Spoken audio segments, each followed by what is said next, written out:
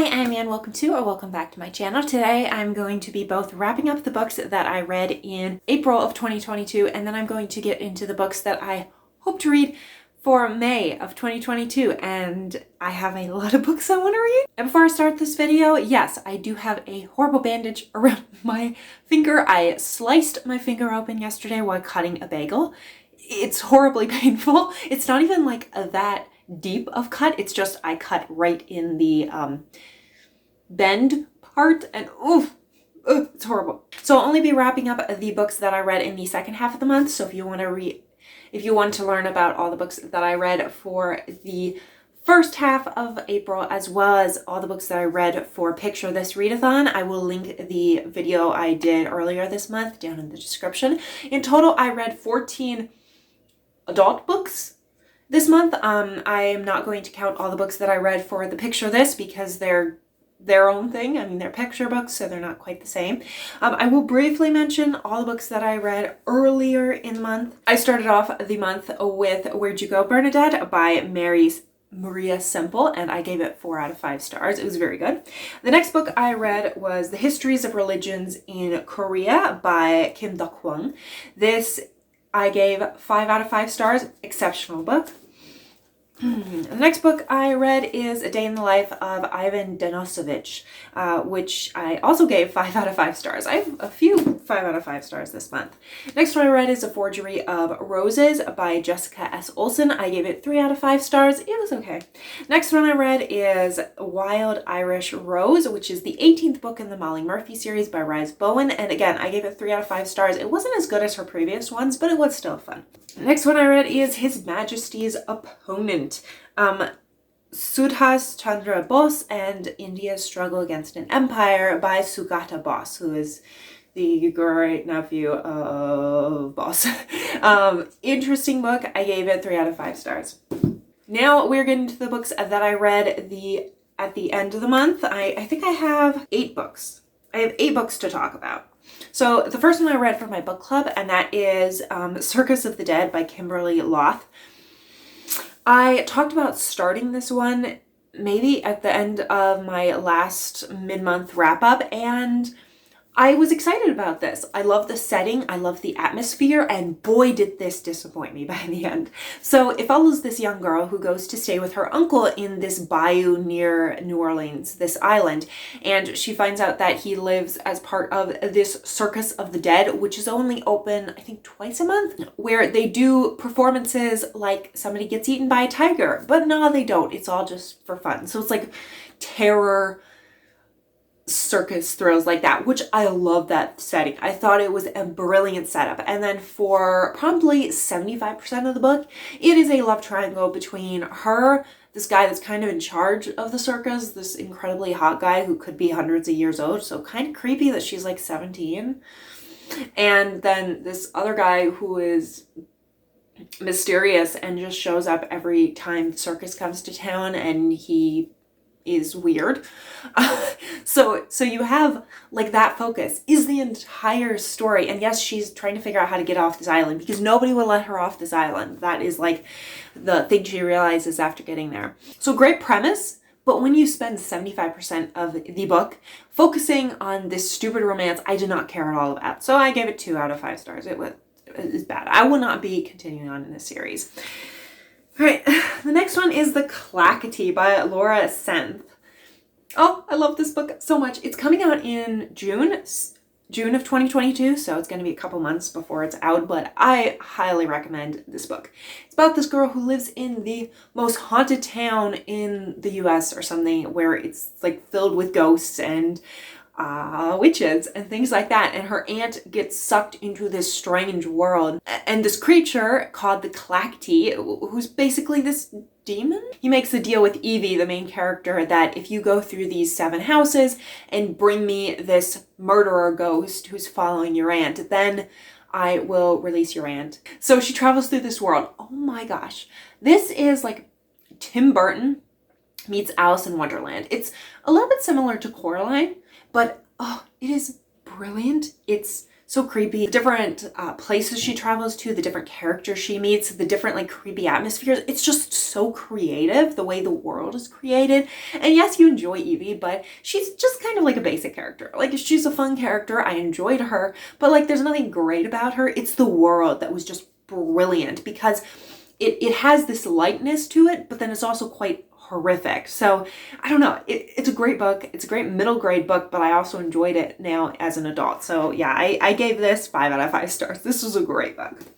All right, next book is In the Garden of Beasts by Erik Larson. This is Love, Terror, and American Family in Hitler's Berlin. I got this free from my teacher, and I did want to read this month, and I happened to be able to read it. There was a lot to enjoy in this book. It follows this family, the Dodd family, who were, William Dodd was the ambassador to Berlin in the 1930s. He got there in the early 1930s. So right as Hitler was rising in the ranks and taking over, and the regime was just getting worse and worse and focusing more on Jewish discrimination and things like that. It was fascinating to see that, because I know quite a bit about Hitler's regime just because it interests me, but I did love to see like the slow rise, how it wasn't like Hitler got into power and immediately was sending Jews to concentration camps. It was much more disgusting than that, because, you know, you had these little brainwashing techniques of, oh, the Jews are all bad, and like turning the German people against the Jewish. It's truly horrific to read and to watch happen. Like, I can't believe being the Dodd family, an American family, and just watching that occur in Germany. It's just horrific. Saying that, I did not like the Dodd family. William Dodd is kind of ridiculous. His daughter, Martha, she jumps from man to man to man. It is ridiculous. If I just based my rating off of the Dodd family, it would get a 1 star. I hated the family. However, because Erik Larson has his signature, like just brilliant descriptions, vivid writing, I love that aspect of it. So I ended up giving it 3 stars in the middle, just because I loved some parts and I really disliked other parts. All right, the next one I read is Portside Peril by Hope Callahan. I won, again, like I feel weird because I've won 2 more Goodreads giveaways since I talked to you, but I don't think I'm gonna win anything else, hopefully, for a while. But I won a collection of this series called The Cruise Ship Mysteries. I read the first book. What is the first book called? Starboard Secrets. I read it a couple years ago, I think, maybe a year or so ago. It was like a free book on Amazon, so I got it. And then I won like the first 10 books of the series. So I'm like trying to work my way through it just when I have, you know, some time. It's like mysteries. It's like cozy mysteries. There's not that much to like say, oh, this is an amazing series. It's just light and fun. I gave it 3 out of 5 stars. Again, it follows Millie, who is this like middle-aged woman who is on this cruise ship, and she works for it. So she stumbles upon like murders in each of the books. So it's not like cozy mystery. I enjoy them. I won't say like they're the best cozies out there, but I like the setting being on the cruise ship, because you're kind of confined there, saying, oh, well, you know, there's only a certain amount of people who can do this because we're confined on a cruise ship, which means the murderer has to be on board. So I love like mysteries that are set in like isolated locations where you can't leave, like in the mountains where you can't get down because there's a blizzard. So it's a fun light series. All right, next one I also won for a Goodreads giveaway. That is Never Rescue a Rogue by Virginia Heath. This is the second book of the Merriwell Sisters series. They're just light, I'd say like cozy romances, Regency romances. This one is going to be coming out or being released in November of 22, so not for a while. You have Diana. She is an aspiring writer. She wants to be a journalist, and she writes under the name of this, I think it's Sentinel. She writes for this tabloid newspaper, and this was during a time where women didn't really write for newspapers, so it's all under the low. And then you have Giles, who is the main guy, and he has this facade of being a dandy, of being this flamboyant drunkard. He goes out and parties, he wastes money, but underneath it, he's very financially savvy and he's trying to fix a lot of the problems that his father caused with his issues with money. So, and his father dies, and so they kind of have to put together why did his father die and what is the secret of Giles's background. It's a fun, light romance. Again, I gave it 3 out of 5 stars. I've been giving a lot of 3 out of 5 stars this month, but I won't say like it's an amazing romance or I was like, oh, I really love the chemistry between them, but it was really funny to see like them bickering. It is definitely enemies to lovers romance, and I enjoy that. I don't know. I'm a weirdo like that. But it was light, and I enjoyed seeing them kind of become closer and do things together, try to solve mysteries, and it was a lot of fun. Saying that, there was a lot of info dumps. Like in the first like page or two, we're introduced to Giles, and we literally learned so much about him. Like, oh yeah, he is a dandy, but he's actually like this savvy businessman. But I'm like, well, it would have been great to have like maybe a chapter from the perspective of Diana, or a couple chapters seeing Giles from the outside, seeing how ridiculous he is perceived by society, and then showing who he truly is. With this way, it's just like, oh yeah, you're just dumped in all this information, and it's just a lot. So they did that throughout the book, and I really struggled with that. That's one reason I gave this a lower rating than I probably would have otherwise, but it was still a fun, light Regency romance. All right, the next one I actually read because Very Literary Carrie and Lady Jane Books, they did a live stream, a buddy read for this, where they did a long live stream of this book, and it just looked so cool. I had to pick it up, so I listened to this on audiobook, and it's the Icepick Surgeon, Murder, Fraud, Sabotage, Piracy, and Other Dastardly Deeds Perpetrated in the Name of Science by Sam Kean. This book was great. I gave it 4 out of 5 stars, just because like some of the stories I preferred more than others.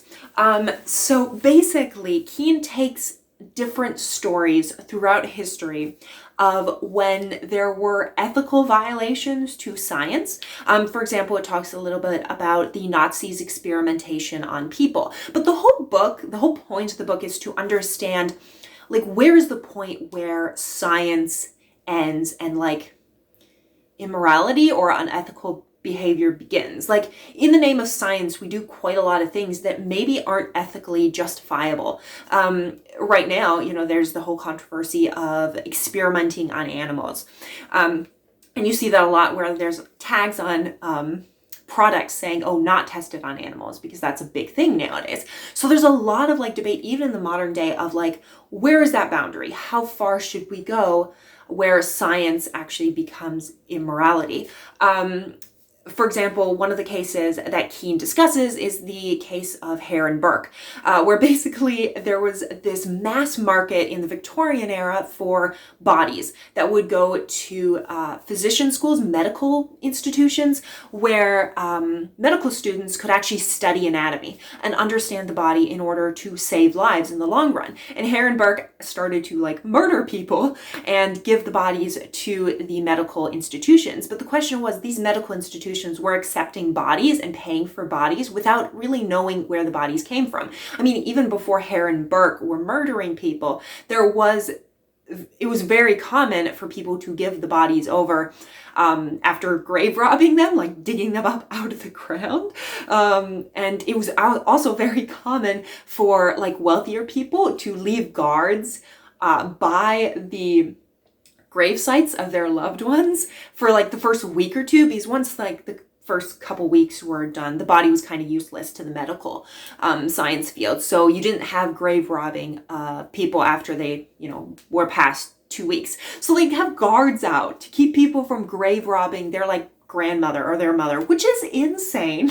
But so there were a lot of stories like that in this book, and understanding like where the ethical science limit ends. It was really great. It was really great. The only chapter like I really struggled with was there's one about Edison, where he would demonstrate electrical current on dogs and like electrocute them until they died. pretty horrific. And that actually became the first testing of electrical chairs that were later used for criminals to execute them. And at the time, it was believed that this was like a painless way to die, because that's what Edison told them. And no, it definitely was not.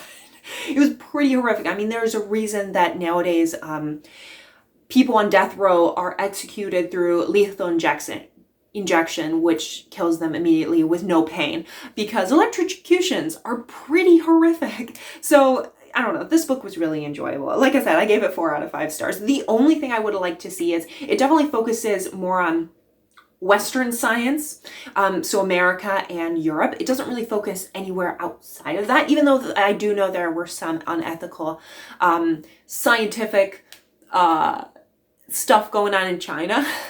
So it did focus more on the Western world, and I would have liked to see like outside of that. But I also understand, like, if Keen is interested in more like European and Western history, it's totally fine. Like, I understand that. I was just like, oh, it would be cool to have like a book that discussed some of like the Chinese experiments, also the Japanese.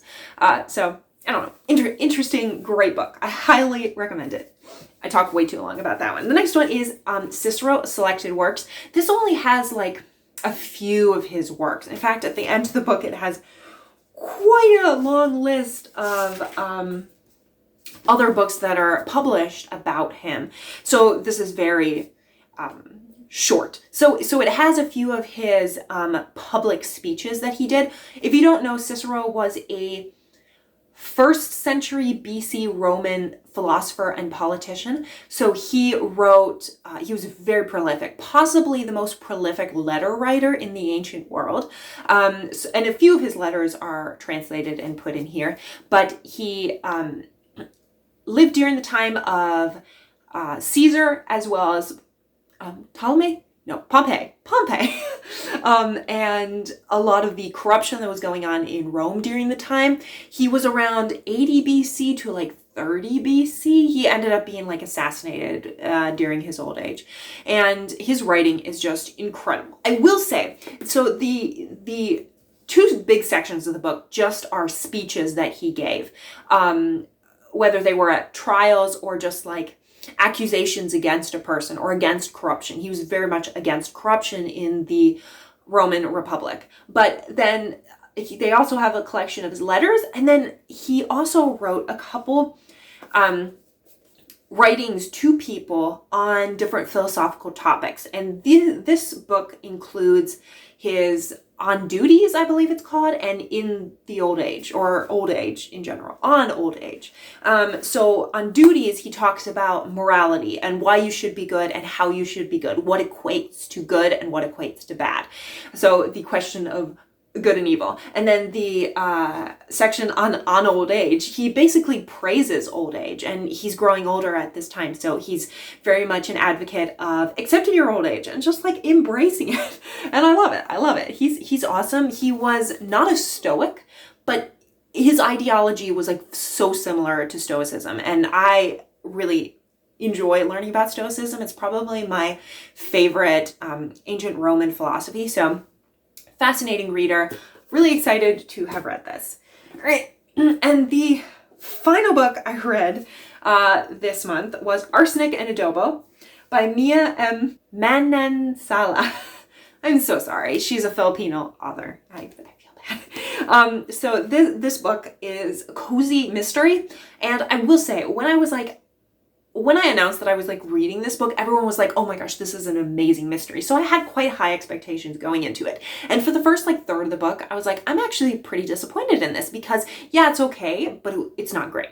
And then it started to get better and better and better. It follows this girl, Leela. I think they discussed that you pronounce it Leela, but everyone pronounces it Lila for most of the book.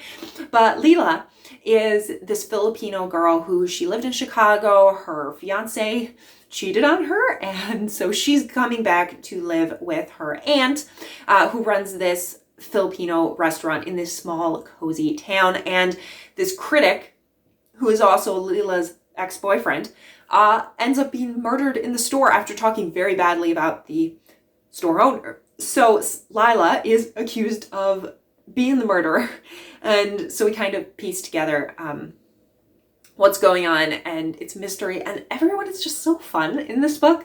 It's such a good book. I gave it 4 out of 5 stars, and yeah, it was a fun mystery. All right, now let's get to my TBR for next month, which is ambitious because I'm trying to kind of compete in 2 readathons. Will I succeed?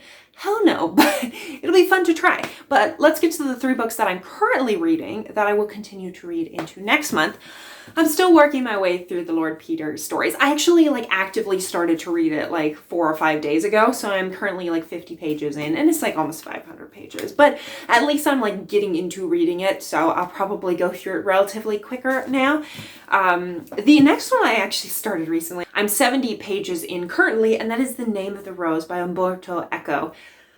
This book, I saw the movie, and I love the movie with Sean Connery. This book is quite dense to read, and I'm definitely struggling with it more than I thought I would.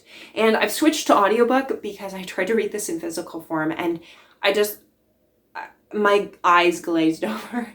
It was just so difficult to read. There are quite a few passages where they just break into Latin or French, and yeah, basically this book follows Brother William, who is this Franciscan brother in the Middle Ages. I think it's the 13th century, because it was when the Rome was at Avignon, and that was a whole thing in history. I'm not going to get into it, but he is highly esteemed because he's able to solve these difficult cases. So he gets sent to this monastery where this brother has mysteriously died, and he has to solve his murder. So it's kind of a murder mystery, the medieval murder mystery, but it more so far, I'm only 70 pages in, it definitely delves more into philosophy and psychology and theology. And it's quite strange. The characters will spend 20 pages just discussing philosophy and ethics, theology, and it's just okay, I entered this for a murder mystery, but look what I'm getting now. It's quite different than the movie, but I'm enjoying the book. It's just a lot denser to get through. And then yesterday I actually started The Sinner and the Saint, which, okay, I am fangirling over this so bad. I'm only 10 pages in. I just finished the introduction, and I just love learning about Dostoevsky so much. It's awesome. This is a nonfiction that talks about the murder case that inspired Fyodor Dostoevsky to write Crime and Punishment, which is one of the greatest classical novels of all time. Crime and Punishment is probably my favorite novel of all time so far that I've read. And this book is just so interesting because you can read it even without reading Crime and Punishment and still enjoy it. But there's this above level. If you've read some of Fyodor Dostoevsky's writing, it's so meaningful. It explains things well if you haven't read Crime and Punishment. So I really appreciate that, where even a person who has never heard of Dostoevsky can read this and still enjoy it. But also it has this added oomph if you've read Dostoevsky, and I'm just loving it so much. But I'm only 10 pages in, so I won't gush about it too much. So I do need to finish all 3 of those books next month. When it comes to my book club, actually, I DNF'd the first book I was supposed to read for book club, which is The Girl in 6E by A.R. Tome. It started the book off by a detailed description of a woman's body, and I'm sorry, I do not want to read that stuff. I'm sure it was a great book, but then the next 2 books that we're supposed to read that month, One Day in the Life of Ivan Denisovich, which I read this month, so already finished that. And then the next one is The Mystery of Mrs. Christie by Marie Benedict, which I've also read. I actually read it when it first came out. So it was a fun book. It was okay. It's not my favorite Marie Benedict book, but it was pretty good. So I don't have anything for my book club to read, which is good because I still need to draw 2 books from here. And then I have 2 readathons I'm hoping to be part of.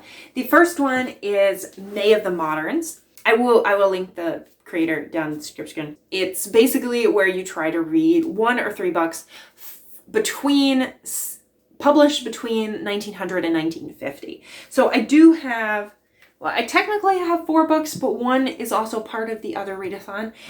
So I have a couple Dorothy Sayers books, The Unpleasantness of Bellona Club and Murder Must Advertise, which I want to read. And then I have an Agatha Christie book, The Hollow. So these are from the 30s, the Dorothy L. Sayers, and then this one's from, I think, the 40s. I'm going to read just some cozy mysteries. I'm going to read quite a lot of mysteries this semester. And now the other one, which I just learned about, I think yesterday I learned about. That is Asian Readathon, and it's hosted by Cindy. I love Asian books. In fact, I think 3 or 4 years ago, I participated in this year-long Asian Readathon where you tried to read as many books as possible. I'm pretty sure I read like 50 Asian books. I just love anything about Asian history, particularly like China, Japan, and Korea. Those are my favorite places to learn about. So I have quite a few books here that I want to read for this readathon, but it may not happen because there's a lot. The first one actually fits for both the May of the Moderns as well as the Asian Readathon, and that is Pavilion the Woman by Pearl S. Buck. I've read 2 books by Pearl S. Buck now, A Good Earth, as well as Imperial Woman, and I enjoyed both of those. This one I have no idea what it's about, but I saw it at the Goodwill years ago. And this was also published in 1946, so it does count as early century. She's not an Asian author, but she lived in China for quite a long time. So her grasp of understanding of Chinese culture is very exceptional. So let's go to the challenge prompts they have for the Asian Readathon. So I have a book written by an Asian author. I have a few of these, but I have technically 4 small books I want to read. I don't think I will entirely. The first one is Tang Dynasty Story, but this is a collection of like myths and fantasy stories.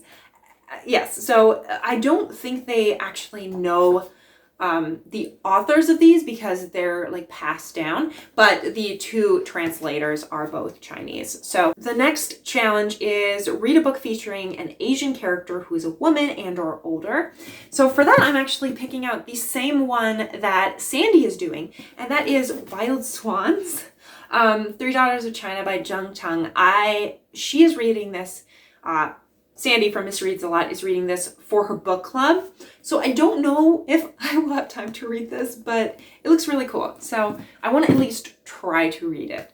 Number 3 is read a book with an Asian author that has a universe you want to experience, or a universe that is totally different from you. For that, I am picking Tales of the Shaolin Monastery. Not only is it an Asian historical world based on Buddhism, but it's also set in China.